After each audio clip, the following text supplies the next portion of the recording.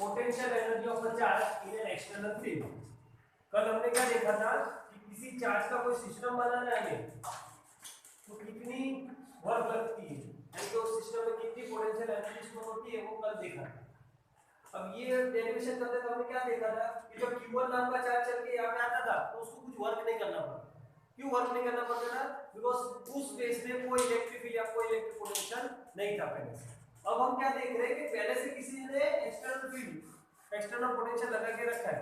अब ये सिस्टम अंदर घुसेगा तब उसको कितना वर्क लगेगा बंदे वो देख रहे हैं। बात समझ में? तो हमें पता है लेट्स से कोई रीजन है, इस रीजन के अंदर किसी ने कोई सोर्स है, अब किस टाइप का सोर्स है हमें पता नहीं, कोई तो होगा रैंडमली, उसने कोई एक रैंडम इलेक्ट्रिक फील्ड जनरेट कर दी, उसके आजू बाजू एक रैंडमली एक पोटेंशियल फील्ड भी पैदा हो जाएगा। कोई पॉइंट कंसीडर कर लेते हैं हम P, तो लेट्स से इस पॉइंट पे पोटेंशियल है P, ओके। और अगर ओरिजिन के रिस्पेक्ट में बोलना है, लेट्स से यहाँ पे अपना कोऑर्डिनेट सिस्टम का ओरिजिन है, तो इसके respect to let's say P का डिस्टेंस है R, ओके। तो इसको हम ऐसे भी रिप्रेजेंट कर सकते हैं, पोटेंशियल एट पोजीशन R। अभी किसने पैदा किया पोटेंशियल? किसी अननोन सोर्स ने पैदा किया। अब मान लो कोई चार्ज इंफिनिटी से चल के इस पॉइंट P पे आके बैठ जाए, तो उस चार्ज को वर्क करना पड़ेगा। तो वही जो उसने वर्क किया इसके अंदर क्या स्टोर हो जाएगा? In the form of potential energy charge के अंदर स्टोर हो जाएगा। क्या आएगा पोटेंशियल एनर्जी का formula? Potential energy will be equal to work done by this charge, और चार्ज कितना वर्क करेगा? Q into V, okay. तो ये क्या मल्टीप्लिकेशन बाय R नहीं है, ये ब्रैकेट में क्या रिप्रेजेंट कर रहा है कि V कौन सा हमें कैलकुलेशन में इन्वॉल्व करना है एट पोजीशन R, जहां पे आके बैठ रहा है। समझा? So in general U can be also written as QV, जैसे W के लिए हमने फार्मूला दिया ना QV, तो UV कैसे लिख सकते हैं? Q into V के टर्म में लिख सकते हैं। तो अभी एक सिंगल चार्ज है तो हमें समझ में आ गया, तो उसके अंदर कितनी एनर्जी स्टोर होगी? Q into V, और ये V कौन सा है? किसी अननोन सोर्स के कारण पैदा हुआ पोटेंशियल। अब हम लोग एक सिस्टम बनाएंगे, किसके अंदर? एक्सटर्नल फील्ड के अंदर एक सिस्टम बनाएंगे, जैसे कल एक सिस्टम बनाया था 2 चार्ज का 3 चार्ज का, वही चीज हमें क्या रिपीट करनी है? एक्सटर्नल फील्ड के अंदर रिपीट करनी है। तो पूरा लॉजिक वही का वही रहेगा, ठीक है। नेक्स्ट क्या है? Potential energy of a system of 2 point charges in an external field. 2 point charges है, Q1 है Q2, ओके। इन दो चार्जेस को उठा के हमें कहां लोकेट करवाना है? At position R1 and R2, okay. मतलब एक सिस्टम बन जाएगा 2 चार्जेस का।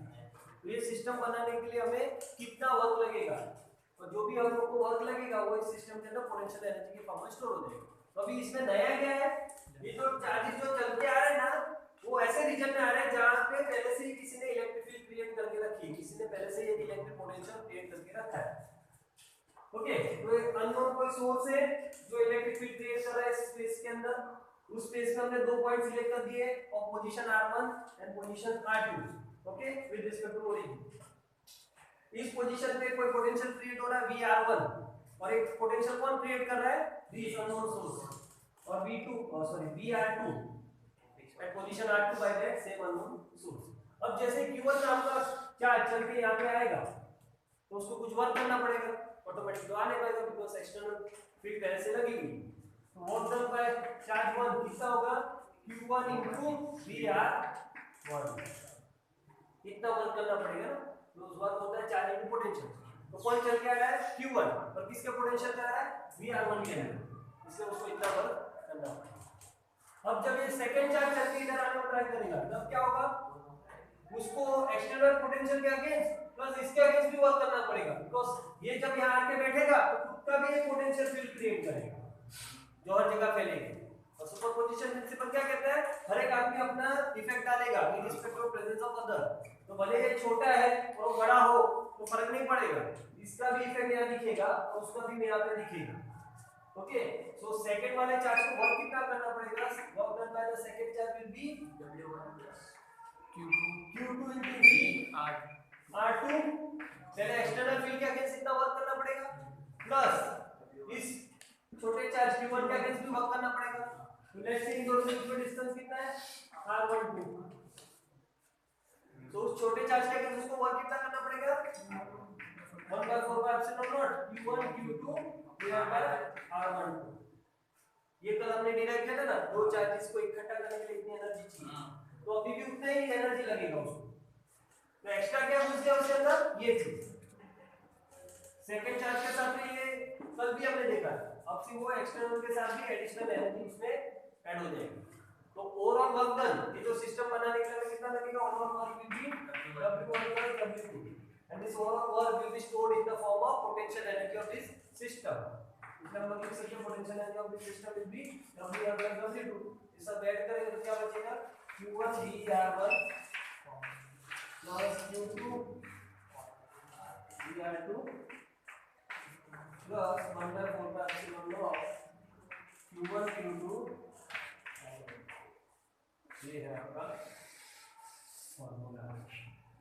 ये कब यूज किया जाएगा, जब किसी एक्सटर्नल फील्ड के अंदर हमें चार्ज को बिठाना है।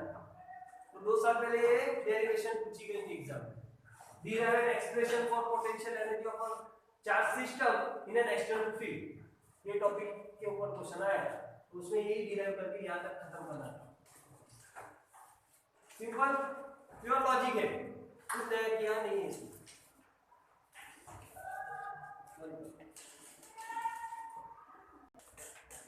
तो नेक्स्ट क्या है, potential energy of a dipole in external uniform electric field. तो एक रीजन है जहां पे हमने एक यूनिफॉर्म इलेक्ट्रिक फील्ड मेंटेन करके रखी है, उस यूनिफॉर्म इलेक्ट्रिक फील्ड के अंदर एक डाइपोल को रख दिया है। कैसे रखा है, एट एन एंगल थीटा।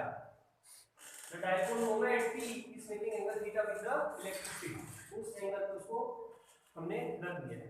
तो इसके अंदर कुछ पोटेंशियल एनर्जी स्टोर होगी। ओके, कैसे स्टोर होगी और क्यों स्टोर होगी और कितनी स्टोर होगी अभी अपन देखेंगे फॉर्मूला।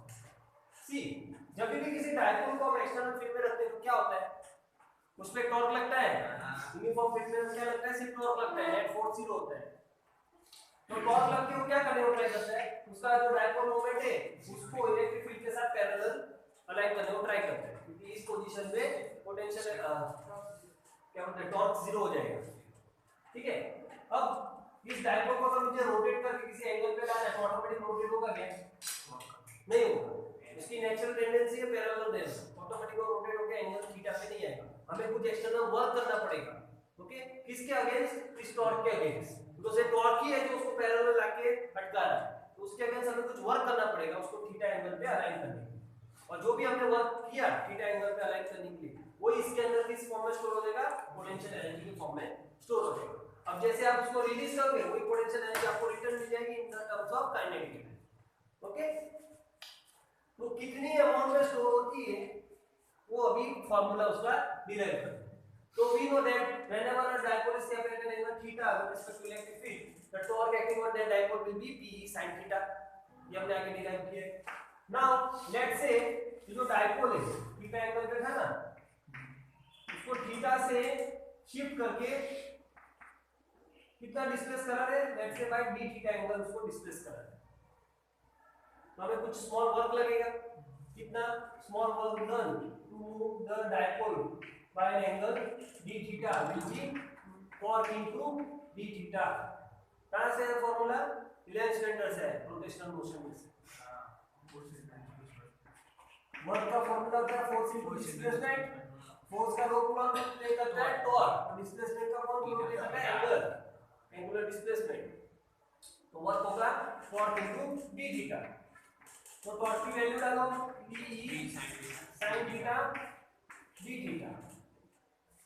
तो let the work done to move the dipole from theta 1 टू थीटा 2 एंगल कितना होगा, फिर total work done will be integration of dw that will be integration p sin theta d theta. कहां से कहां है घुमा रहे हम लोग, लेट्स से थीटा 1 एंगल से थीटा 2 एंगल ले जाना। अब इसको p कांस्टेंट है, p सॉरी इलेक्ट्रिक फील्ड भी यूनिफॉर्म है, वो भी कांस्टेंट बाहर निकल जाएगा, क्या बचेगा p बाहर निकलेगा अंदर sin theta d theta. sin theta का इंटीग्रेशन होता है माइनस cos थीटा 1। तो sin थीटा का इंटीग्रेशन क्या आएगा अभी, cos theta minus cos theta, बरोबर। तो sin थीटा का इंटीग्रेशन होता है माइनस cos थीटा, लिमिट का अंदर थीटा 1 से थीटा 2, अब पहले अपर लिमिट पुट करेंगे, तो माइनस cos थीटा 2, फिर क्या आता है बाय डिफॉल्ट माइनस साइन, फिर minus cos theta 1, lower limit put करेंगे। ओके, अभी जो भी वर्क हो रहा है वो किधर स्टोर होगा, इन the form of potential energy. तो लेट्स से डेल्टा यू इसलिए लिया बिकॉज़ दो एंगल्स के बीच में हम ढूंढ रहे हैं ना, इसलिए डिफरेंस जो मिलेगा उसको डेल्टा यू देंगे। This work energy, sorry, this work is stored in the form of potential energy. Therefore delta is equal to P minus cos theta 2 and this is this। अभी इसको क्या कर दिया, minus n, sorry bracket open कर दिया हमने, तो minus P cos theta 2 और माइनस P cos theta 1। ये किसके जैसा दिख रहा है, फाइनल माइनस इनिशियल के टर्म में दिख रहा है, इसलिए इसको हम लिख सकते हैं फाइनल, इसको इनिशियल। Therefore ओवरऑल आप क्या बोल सकते हो, पोटेंशियल एनर्जी का फॉर्मूला क्या होगा, माइनस P cos theta। समझा, ये डिफरेंस है ना फाइनल और इनिशियल का। तो u का फार्मूला क्या हो जाएगा, माइनस p cos थीटा। अब a b cos थीटा क्या होता है, a डॉट b भी होता है ना, इसलिए p cos थीटा को क्या लिखा, p डॉट e, और एक माइनस साइन तो रहेगी इसमें, बराबर। पोटेंशियल एनर्जी का फार्मूला क्या होगा, माइनस p डॉट e। अब ये कब यूज करना है, जब आपको एक ही एंगल दिया हो तब, उसके ऊपर अभी हम सम करेंगे, आपको पता चल जाएगा तब ये यूज करना है तब ये यूज करना है। जब उसने बोला ये एंगल से ये एंगल ले जा रहे, तब कितनी एनर्जी स्टोर होगी, तो ये दो एंगल वाला फार्मूला यूज करना है। डायरेक्टली वो कुछ कभी एंगल्स भी होते हैं, डायरेक्ट सम टाइम वो इंग्लिश में पूछता है कि स्टेबल इक्विलिब्रियम से अनस्टेबल इक्विलिब्रियम ले जाने में कितनी एनर्जी यूज होगी। तो स्टेबल के लिए हमें पता है एंगल कितना आता है 0, और अनस्टेबल के लिए 180, तो लिमिट्स क्या डालनी है, 0 और 180 डालनी है, और फिर सॉल्व करना है। या तो पूछेगा डायरेक्टली ये डाइपोल है, वो at an angle 60 degree align किया हुआ है, तो उसके अंदर कितनी एनर्जी, तो डायरेक्ट एक ही एंगल है 60 डिग्री, तो फिर यहाँ पे प्रूव करना है। तो आपको अपना कॉमन सेंस करके दोनों में से जो फॉर्मूला यूज हो रहा है ना वो यूटिलाइज करना है। आई बस भेजे में अभी देखो यहाँ पे माइनस p लिखा है मैंने, and cos theta 2 minus theta 1। Theta 2 क्या है, फाइनल पोजीशन का जो एंगल है ना, फाइनल जहां पे उतरा है, एंगल ऑफ फाइनल पोजीशन, किसकी पोजीशन, डाइपोल की position, dipole moment p, angle of final position theta 1 क्या होगा, angle of initial position of p with respect to e। सारे एंगल फिगर में दिख रहा है ना किसके रिस्पेक्ट टू थीटा एंगल है, तो कॉमन सेंस बताता है। और वो ना पता चले तो ये देख लेने हैं, जिनके बीच में डॉट है, जिनके बीच में क्रॉस होती है ना, उन्हीं के बीच का एंगल होता है। यहाँ पे p डॉट e है ना, तो p और e के बीच का एंगल होगा ये कॉमन सेंस है। है ना, धीरे में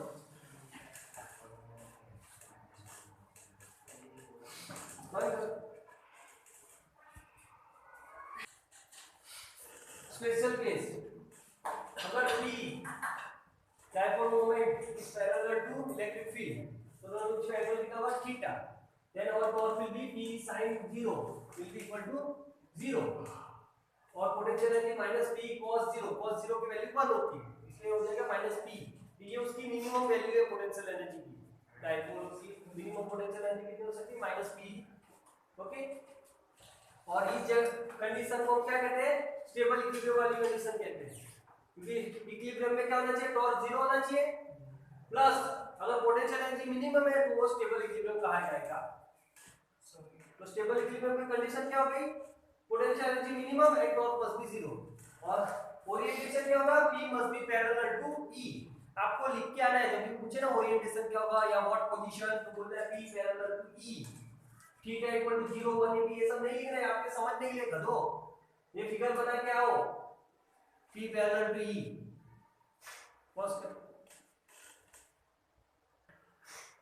फिर दूसरा क्या है, p anti parallel to e, तो दोनों के बीच में एंगल 180 बनेगा, एंटी पैरेलल जो बोलते हैं एंगल 180 बनेगा। अगेन sin 180 is 0, तो cos 0 हो जाएगा, एंड cos 180 is -1, ये हो जाएगा प्लस p। ये मैक्सिमम इतनी पोटेंशियल एनर्जी हो सकती है डायरेक्ट प्लस p के लिए, okay, at a given angle. और किस एंगल पे होगी वो मैक्सिमम एनर्जी का, 180 एंगल पे स्टोर करके रखेगा। और इस पोजीशन को क्या कहते हैं, अनस्टेबल इक्विलिब्रियम। स्टेबल और अनस्टेबल हमने पहले भी बताया था आपको, अगर कोई चीज इक्विलिब्रियम में उसको आप शिफ्ट करो इक्विलिब्रियम से और वापस घूम के वही जगह पे आ जाए, उसको स्टेबल इक्विलिब्रियम कहते हैं। तो ये जो बाउल है उसके अंदर जो मार्बल लिया है उसको सेंटर से शिफ्ट करके छोड़ दो, तो घूम फिर के रिटर्न पे वो सेंटर पे आएगा, इसको क्या कहेंगे स्टेबल इक्विलिब्रियम। तो आप देख सकते हो बॉटम पे है तो एनर्जी भी क्या उसका पोटेंशियल एनर्जी मिनिमम है। वैसे बाउल को अगर उल्टा करके ऊपर रखे और इसको छोड़ दे ये रिटर्न उस जगह पे नहीं आएगा बॉल, तो इस पोजीशन को क्या कहते हैं अनस्टेबल इक्विलिब्रियम पोजीशन कहते हैं। ओके, और इस अनस्टेबल क्यों हुआ बिकॉज़ इसकी पोटेंशियल एनर्जी मैक्सिमम थी इसलिए।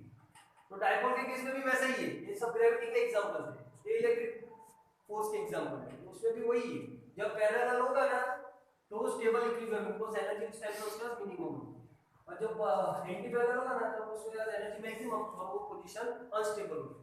जैसे आप 180 से उसको थोड़ा भी शिफ्ट करो घूम के वो क्या कर देगा डायरेक्ट जीरो एंगल पे आ जाएगा, रिटर्न 180 पे नहीं आता, ये अपन पहले भी डिस्कस कर चुके हैं। दूसरा क्या है P परपेंडिकुलर P, तो angle 90 cos will be maximum in this case and potential energy will be zero, minimum नहीं, because क्या बोला था वोल्टेज वर्क और एनर्जी जब भी आप देखोगे ना तब उसमें मैथमेटिकल मीनिंग ढूंढना है। तो mathematically minus is lower than zero value, बराबर ना, मैथमेटिकली -2 इज स्मॉलर देन 0, ये मिनिमम होगा ना कि ये मिनिमम। आई बात भेजे मैं। सो मिनिमम पोटेंशियल एनर्जी पूछी ना है और सॉरी डायपोल की तो 0 लिख के नहीं आना गलती से, -PE और मैक्सिमम +PE इधर ही एक मार्क चला जाता है बच्चों, तो मिनिमम मतलब भेजे में 0 रहता है, 0 मतलब कुछ नहीं, -P मिनिमम है इस चीज। एक चीज बतानी थी इसमें, हाँ अभी जो डायपोल है ना, डायपोल के केस में 90 angle is our reference point.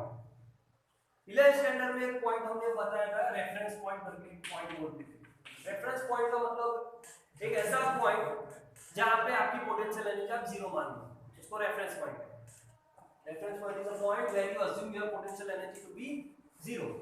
तो एक अगर पॉइंट चार्ज की बात करें तो पॉइंट चार्ज के केस में जो पोटेंशियल होता था ना वो इंफिनिटी पे जाके 0 होता था, तो पॉइंट चार्ज के केस में हम हमारा रेफरेंस पॉइंट किसको मान लेते थे इंफिनिटी। ओके, तो अलग अलग सिस्टम के हिसाब से अपन अपना रेफरेंस पॉइंट सिलेक्ट करते हैं। तो डायपोल के केस में हमारा रेफरेंस पॉइंट क्या होगा 90 एंगल, यानी कि जब P परपेंडिकुलर PE होगा ना इस पोजीशन को हमारी रेफरेंस पोजीशन, यानी कि थीटा कौन सा रेफरेंस एंगल होगा 90 angle with your reference point because उस जगह पे क्या होगी पोटेंशियल एनर्जी 0 है। ओके, अब ये थीटा के एंगल सॉरी ये 90 के रिस्पेक्ट टू इस तरफ जाए कि इस तरफ जाए उस हिसाब से उसकी पोटेंशियल एनर्जी में चेंजेस आएंगे। अगर इधर से इधर आ रहा है, ओके, ये कौन सी पोजीशन है P पैरेलल PE वाली, ओके, ये P परपेंडिकुलर वाली है, ये P एंटी पैरेलल PE वाली पोजीशन। यहाँ पे पोटेंशियल एनर्जी कितनी होती है डायपोल की -P, यहाँ पे +P। तो आप देख सकते हो जब यहाँ से उसको यहाँ आना है तो कितना वर्क करना पड़ेगा -P,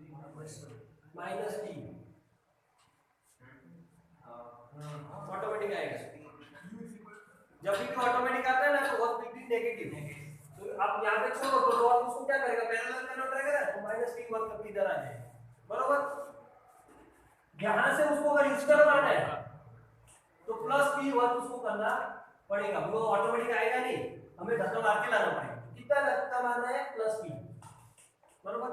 ये फिगर से भी आप याद रख सकते हो, अदरवाइज तो एंगल वाला फॉर्मूला है ना उससे भी हम ये बना सकते हैं। कैसे, u क्या था P cos θ1 - cos θ2। अब कोई पूछ रहा है कि 90 से इधर मतलब मैक्सिमम टॉर्क वाली पोजीशन से स्टेबल इक्विलिब्रियम पे लेके जाना है, तो मैक्सिमम टॉर्क कहां पे होता है 90 पे, और स्टेबल इक्विलिब्रियम कहां पे होता है 0 एंगल पे। तो मैक्सिमम से कहां लेके जा रहे हैं हम स्टेबल वाली इक्विलिब्रियम कंडीशन, तो मतलब फाइनल एंगल क्या होगा अपना 0 और इनिशियल एंगल 90, फाइनल एंगल 0। अब cos 90 0 होता है और ये 1 होता है तो -P आएगा, समझ में आया। तो ये ऐसे याद रखो या ऐसे रखो, कैसे भी याद रखो, ये पूछता है एक मार्क के लिए क्वेश्चन कि इधर से इधर घुमाने के लिए कितना जाता है, तो आप डायरेक्ट फॉर्मूले के हेल्प से कर सकते हो या तो फिगर याद है तो डायरेक्ट कर सकते हो। सी समझ में आ गई बात। अभी किसी ने पूछा यहाँ से यहाँ लेके जाने की कितनी एनर्जी होगी, ये माइनस भी लगेगा मतलब प्लस भी लगेगा, एरो देखो अब कहाँ से कहाँ जा रहे हैं हमको,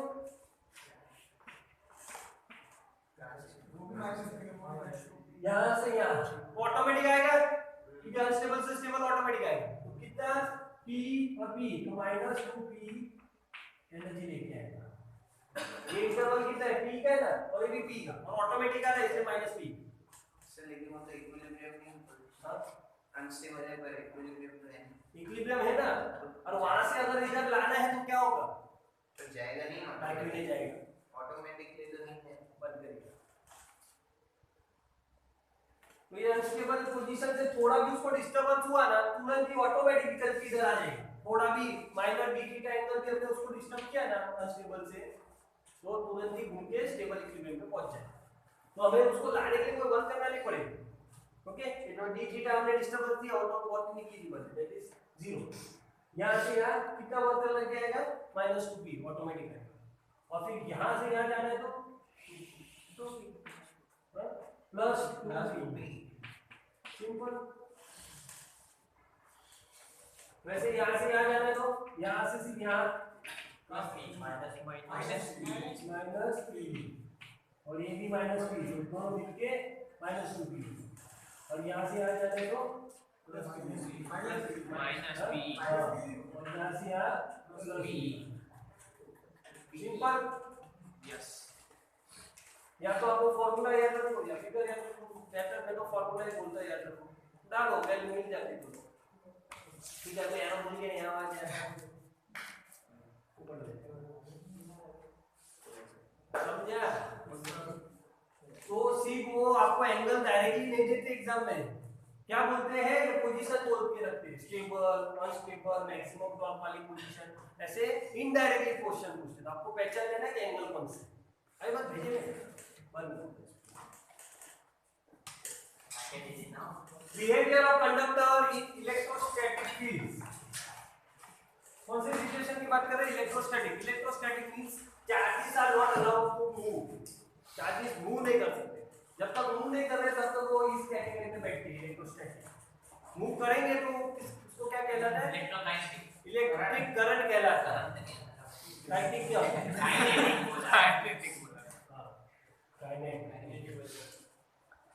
ओके। तो बिहेवियर ऑफ कंडक्टर देखने के पहले हमें पता होना चाहिए कंडक्टर क्या है, उसकी क्या खासियत है।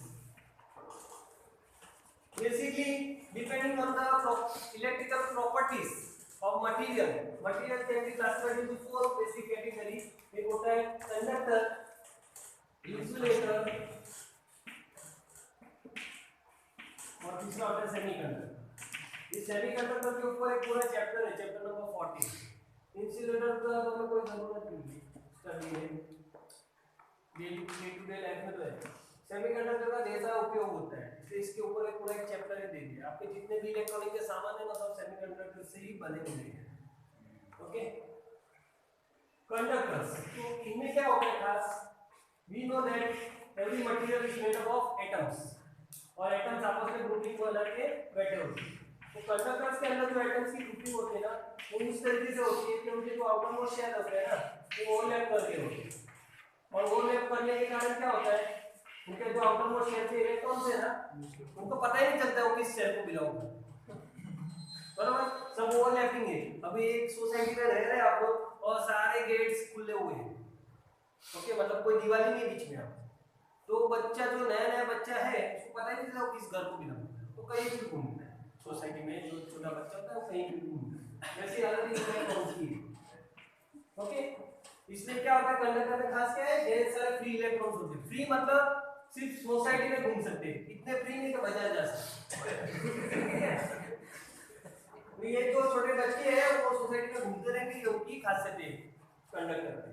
अब इंसुलेटर में क्या है, इंसुलेटर की जो सोसाइटी है ना वो ये की सोसाइटी, सब सारे दूर दूर बैठे कोई ओवरलैप नहीं मतलब ही लोग, बरोबर, तो कोई फ्री इलेक्ट्रॉन्स होते नहीं है, जिसके कारण इसमें कंडक्शन होता नहीं है, इलेक्ट्रिसिटी प्रसार नहीं कर सकते। इसमें क्या होता है, ढेर सारे फ्री इलेक्ट्रॉन्स होते हैं ना, तो अपने साथ में चार्ज कैरी करके कंडक्टर के अंदर कहीं पे भी वो चार्ज को ट्रांसफर कर सकते हैं, या फिर टू, इसमें कोई मूवमेंट होता ही नहीं। बट इसमें क्या होता है, जब बहुत सारी लालच हो ना तब मूवमेंट होना चालू होता है। मतलब ऐसा एक बड़ा सा इवेंट है जिसमें सबको अपने अपने औकात दिखानी है, ओके, तो बाहर से अगर ढेर सारे पैसे आ रहे हैं तो सब लूट में आ जाएंगे। मतलब बाहर से अगर आपने स्ट्रॉन्ग वोल्टेज दिया है तो इसके अंदर जो इलेक्ट्रॉन्स है ना वो फ्री हो सकते हैं और कुछ कंडक्शन दिखा सकते हैं। तो इसके एग्जांपल क्या है, रबर, वुड, ग्लास, ये सब इंसुलेटर्स में आते हैं। कब तक, एक पर्टिकुलर वोल्टेज। अगर आप अपना इलेक्ट्रिकल वायर देखोगे ना, इलेक्ट्रिक वायर के ऊपर लिखा होता है 1000 वोल्ट, मतलब 1000 वोल्ट तक ही उसके ऊपर जो रबर लिखा है ना वो एज ए इंसुलेटर काम करेगा। अगर 2000 वोल्ट उसमें अंदर से पास करे और रबर को अपने छू लिया ना, आपको करंट लगेगा। अपने घर पे वोल्टेज कितना आता है, 240 वोल्ट आता है, तो 240 वोल्ट तक आपको वायर को पकड़ आपको कुछ नहीं होता, बिकॉज़ उसकी कैपेसिटी कितनी है, 1000 वोल्ट झेल सकते हैं। समझा? तो इंसुलेटर में क्या फ्री इलेक्ट्रॉन्स नहीं होते, बट बहुत ही हाई वोल्टेज हो ना तो उनके इनर्शियल इलेक्ट्रॉन्स बाहर निकल सकते हैं और फिर वो कंडक्टर की तरह बिहेव कर सकते हैं। और सेमीकंडक्टर्स में क्या होता है, इतनी ज्यादा ओवरलैपिंग नहीं होती है, बट जो गैप होता है ना शेल्स के बीच में, गैप बहुत कम होता है, इसलिए क्या होगा, बाहर से अगर थोड़ा सा भी हीटिंग अप या थोड़ी भी एनर्जी मिल जाए ना तो इलेक्ट्रॉन फ्री होके अंदर मूव कर सकते हैं और थोड़ी वो कंडक्टिविटी शो कर सकता है। इनके शेल्स के बीच में बहुत ज्यादा गैप होता है, बहुत ही ज्यादा एनर्जी चाहिए होने के, और इनमें क्या गैप ही नहीं है पहले से। समझे? तो अभी ये सब बाद में देखेंगे जब उनका यूज होगा। अभी कंडक्टर की बात है, तो कंडक्टर में जो भी उसकी प्रॉपर्टीज है ना, जितनी भी हम प्रॉपर्टी स्टडी करने वाले, वो एक ही कारण से पैदा हो रही है, किस कारण से, फ्री इलेक्ट्रॉन्स के कारण से। और उसमें फ्री इलेक्ट्रॉन्स नहीं होते ना, फिर प्रॉपर्टी भी उसके अंदर नहीं होती। तो बेसिक क्या है इसके अंदर, conductors are those material which have large number of free electrons, इनको कंडक्टर्स कहते हैं। तो अभी उसकी हम लोग प्रॉपर्टी स्टडी करेंगे, किसके अंदर रखा गया है कंडक्टर्स को, एक इलेक्ट्रोस्टैटिक फील्ड के अंदर रखा गया है, और वो किस टाइप के बिहेवियर शो करेंगे वो एक एक करके अभी देखते हैं। तो पहली प्रॉपर्टी क्या है, नेट इलेक्ट्रोस्टैटिक फील्ड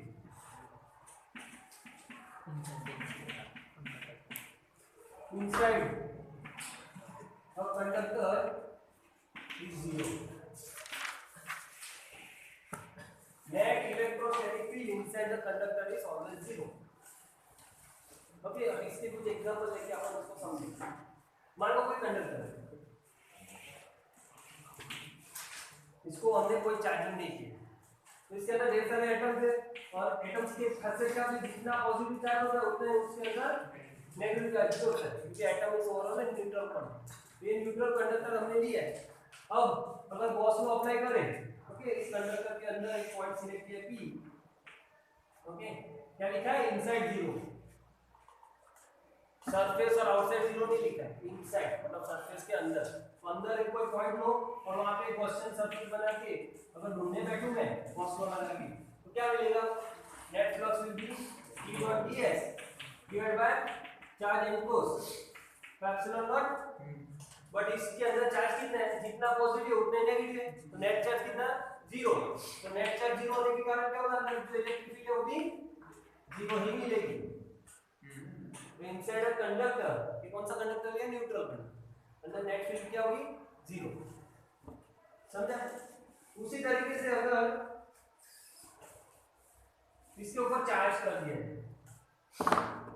इस कंडक्टर को बाहर से किसी ने चार्ज कर दिया, तो अब क्या होगा, ये जो चार्ज है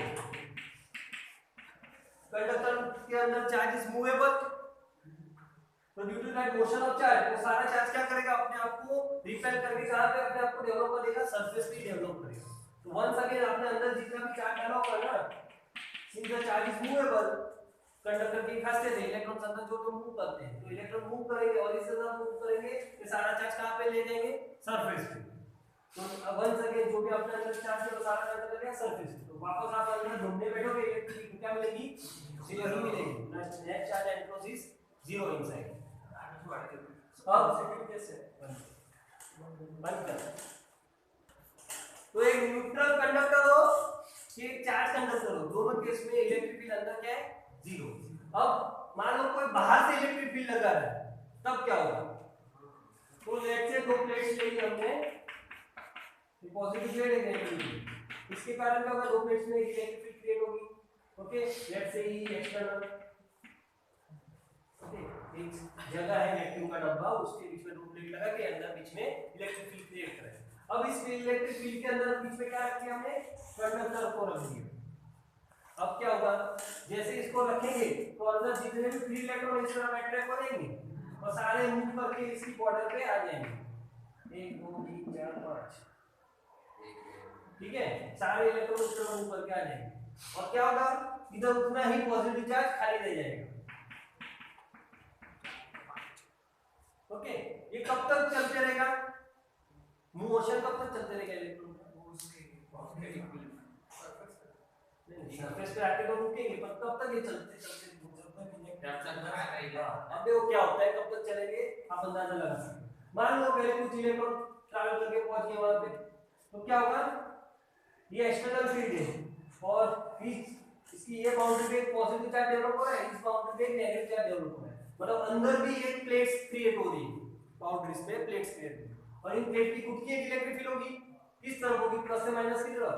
तो ये जो ई इंटरनल या तो ई इंड्यूस इलेक्ट्रिक फील्ड जो हुई वो एक्जेक्टली इसके अपोजिट में होगी। ओके, अब ये फिलहाल बड़ी है, जब तक ये बड़ी रहेगी ना तब तक इलेक्ट्रॉन को वहां धक्का मारती रहेगी, तो नेट फील्ड उनको किस डायरेक्शन में फील होगा? जो बड़ी है उसके डायरेक्शन में। ओके, तो नेट फोर्स उनको इस डायरेक्शन में फील होगा और फोर्स पता है ना माइनस की होता है, इलेक्ट्रिक फील्ड इस तरफ बड़ी, तो उसके अपोजिट में फोर्स करते रहेगा और इलेक्ट्रॉन उस तरफ जमा होते जाएंगे। कब तक जमा होते जाते हैं? जब तक इंटरनल और एक्सटर्नल फील्ड इक्वल नहीं हो जाए। जैसे इक्वल हो गए तो इलेक्ट्रॉन का मोशन अब रुक जाएगा और जैसे मोशन रुक गया तो इनसाइड जो नेट इलेक्ट्रिक फील्ड है ई नेट क्या होगी भैया? एक्सटर्नल प्लस इंटरनल और दोनों इक्वल है, अपोजिट होने के कारण 0 हो जाएगा। तो अगर ये फ्री मोशन नहीं होता इलेक्ट्रॉन का तो ये पॉसिबिलिटी नहीं हो सकती। अगर लिमिटेड मोशन होता है जैसे इंसुलेटर्स है, उनमें क्या होता है? इलेक्ट्रॉन फ्रीली मूव नहीं कर सकते, तो इनका दूसरा इलेक्ट्रॉन उस तरफ शिफ्ट होंगे, बाकी सब बीच में ही रहेंगे, तो नेट फील्ड उनके अंदर 0 नहीं हो पाएगा। और इसमें खास क्या है? ढेर सारे फ्री इलेक्ट्रॉन है, तो जब तक फील्ड का झटका लग रहा है चलते जा रहे और जब तक इंटरनल फील्ड एक्सटर्नल फील्ड के बराबर नहीं होती तब तक वो चलते जाएंगे और फाइनली नेट फील्ड क्या हो जाएगी? 0। इसलिए शब्द लिखा है नेट फील्ड 0 नहीं है, नेट फील्ड 0 है। फील्ड का एक्सटर्नल भी थी इंटरनल भी, पर दोनों का मिलके जो नेट फोर्स लगने वाला था वो 0 हो, मतलब आपको कोई फीलिंग नहीं है। आई बात है ये में? सेकंड प्रॉपर्टी क्या बोलेंगे? At the surface of a charge conductor, कोई चार्ज कंडक्टर है अपने पास कोई भी शेप का, ओके, उसको कोई चार्जिंग करके रखिए, इसमें से जो इलेक्ट्रिक फील्ड बाहर निकलेगी ना सरफेस पे, वो कैसी होगी? Perpendicular to the surface at every point. कहीं से भी देखो ना तो आपको सरफेस पे उस पॉइंट पे परपेंडिकुलर दिखनी चाहिए। ओके, तो क्यों परपेंडिकुलर होनी चाहिए? सी, अगर मान लो परपेंडिकुलर नहीं निकल रही तो एंगल पे निकलेगी। अरे आपको पता है तो मुंह बंद रख देगा। एक पैरेलल कंपाउंड होगा, एक परपेंडिकुलर कंपाउंड होगा। अगर परपेंडिकुलर नहीं निकली तो सब एंगल पे निकलेगी, तो उसके दो कंपोनेंट बनेंगे, एक सरफेस को पैरेलल, एक सरफेस को परपेंडिकुलर। अब व्हाट विल हैपन? ये जो पैरेलल कंपोनेंट है वो इलेक्ट्रॉन्स पे फोर्स कर रहा है और electron will start moving in the opposite direction of this field and due to that क्या पैदा होगा? सरफेस करंट्स जनरेट होंगे। But we are dealing with electrostatic situations, inside electrostatic situation no current can flow. अब current flow नहीं होना चाहिए, इसका मतलब ये कंपोनेंट नहीं होना चाहिए, तो मतलब क्या होना चाहिए? सब कुछ परपेंडिकुलर होना चाहिए। तो whenever we are dealing with a conductor in electrostatic situation, means charge conductor है तो उसके अंदर जो भी फील्ड निकलेगी ना वो क्या निकलना चाहिए? सरफेस को परपेंडिकुलर नहीं होगी तो पैरेलल कंपोनेंट होगा। पैरेलल कंपोनेंट होगा तो इलेक्ट्रॉन पे फोर्स लगेगा जिसके कारण मूव करेंगे, जिसके कारण करंट पैदा होगा। But current is not allowed in static situation, therefore no parallel component can exist, therefore one should be perpendicular। समझा?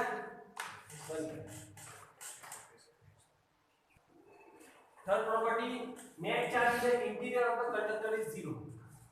कोई कंडक्टर लिया अपन ने, कोई भी शेप का ले सकते हो, वो एटम से बना हुआ है, तो उसके अंदर नेट चार्ज क्या होगा 0 0, तो हमें पता है। तो कोई भी अनचार्ज कंडक्टर के अंदर नेट चार्ज हमेशा 0 होता है। चार्ज की बात तो किसी बात होती है, नेट चार्ज की बात है। अब मान लो इसमें किसी ने पहले से चार्ज करके रखा है इसको, तो ये प्रॉपर्टी क्या कहती है, जो भी आप एक्सेस चार्ज डाल रहे हो ना कंडक्टर के अंदर, वो सारा तैर के ना उसके सरफेस पे आ जाएगा और इनसाइड में फिर भी 0 ही रहेगा।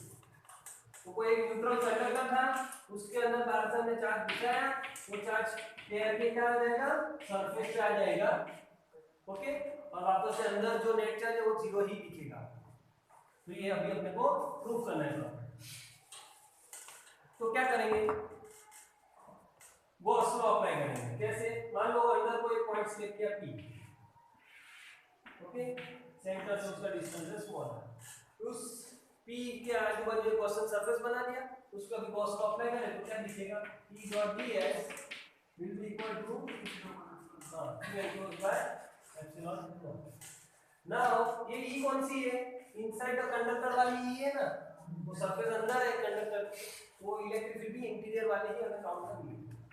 But we know that inside electric field is 0, conductor के इनसाइड इलेक्ट्रिक फील्ड 0 होती है। कौन सी प्रॉपर्टी, पहली प्रॉपर्टी, तो पहली प्रॉपर्टी से मिला, तो ये क्या हो जाएगा, overall flux will be 0, therefore charge enclosed will be also 0।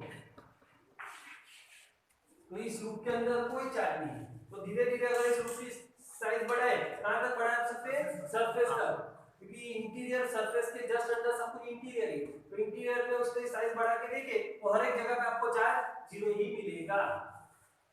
Okay, तो गॉस लॉ के आंसर में प्रूफ कर देंगे इनसाइड कोई चार्ज रहेगा नहीं। तो अभी जो डाला कहां जाएगा, इनसाइड नहीं, तो बहुत कॉमन सेंस कहते हैं, वो सब सरफेस पे ही होगा। समझे, बंद कर। चौथी प्रॉपर्टी क्या कहती है, potential is constant within and on the surface of the conductor. एक कंडक्टर लिया आपने, इसके अंदर और इसके सरफेस के ऊपर आप कहीं पे घूमो ना तो आपको सेम पोटेंशियल, कांस्टेंट पोटेंशियल मिलना चाहिए। और फाइनली हमें ये भी प्रूव करना है कि इनसाइड ऑफ द सरफेस का पोटेंशियल की वैल्यू भी सेम होगी। फॉर एग्जांपल मैंने कुछ पॉइंट ले लिए A B C E F बराबर, 3 पॉइंट अंदर के 3 सरफेस के, तो इस प्रॉपर्टी के हिसाब से क्या मिलेगा आपको, BA equal to BB equal to BC equal to BD equal to BE equal to BF, ऐसा होना चाहिए। ये अभी अपने को प्रूफ करना है। ये प्रॉपर्टी यही कहना चाहती है क्या, इंटीरियर में कहीं पे भी घूमो और सरफेस पे कहीं पे भी घूमो, आपको कांस्टेंट पोटेंशियल और सेम वैल्यू वाला पोटेंशियल मिलेगा। सो कैसे होगा ये, सी ये अपना कंडक्टर, ओके। अब इलेक्ट्रिक फील्ड का फॉर्मूला क्या है, d/dr मैग्नीट्यूड टेकन, ओके। अब इंटीरियर की बात करें, इनसाइड, ये इनसाइड क्या होती है, 0 होती है, देयरफॉर v इनसाइड dv/dr भी 0 होगा। दैट मींस किसी भी डेरिवेटिव कांस्टेंट 0 है, तो क्या कब होता है डेरिवेटिव 0, जब वो चीज कांस्टेंट हो तो, बरोबर। अब दूसरा चीज सरफेस की बात करते हैं। सरफेस में जो भी इलेक्ट्रिक फील्ड है, अभी हमें मूव कहां करना है, along the surface. Along the surface means surface के पैरेलल वाले कंपोनेंट की बात करेंगे। तो सरफेस के पैरेलल कंपोनेंट क्या होता है, इलेक्ट्रिक फील्ड का 0 होता है, जो भी होता है सब परपेंडिकुलर होते हैं। तो once again E parallel is 0, इसका मतलब dV parallel will be also 0, if derivative that means V parallel is also constant, okay, both will be constant, और दोनों कांस्टेंट होने के कारण क्या होगा, दोनों की वैल्यू भी सेम होनी चाहिए। अगर सेम नहीं होगी तो फिर क्या हो जाएगा, एक पोटेंशियल ग्रेडियंट पैदा हो जाएगा इनसाइड और सरफेस वाले पॉइंट्स पे, ग्रेडियंट पैदा और फील्ड आ जाएगी, बट बोला है फील्ड तो है ही नहीं कहीं पे, इसका मतलब V inside और V parallel must be equal and constant। समझा,